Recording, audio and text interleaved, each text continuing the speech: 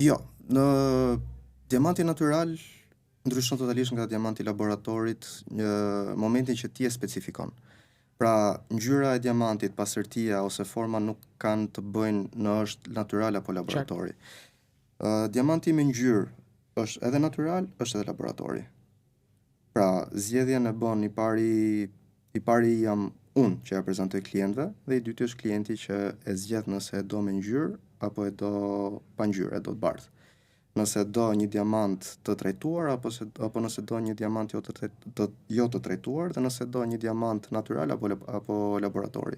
Por pjesën e laboratorit unë e kam nxjerr jashtë mënyrës time të punës, jashtë biznesit tim. Dhe unë punoj ekskluzivisht vetëm me gur natyral. Për çfarë arsye? Dy janë arsyet kryesore. Arsyeja e parë dhe besoj është ajo më logjikshme është investimi. Diamantët edhe gurët e tjerë natyral e mbajnë vlerën e tyre gjatë viteve. Sa më shumë ti mbash, aq më shumë i rritet vlera normalisht. Kurse arsyeja e dytë është emocionale.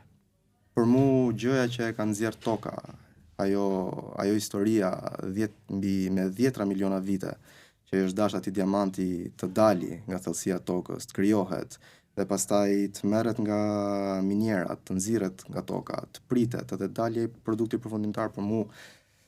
Unë në këtë frym jam eduku. Domethënë e shoh të gjithë procesin si gjë shumë bukur. Ndërsa diamanti i laboratorit është shumë më i thjeshtë, sidomos të vitet e fundit. Fakt interesant, diamanti i laboratorit është shpik në vitet 50.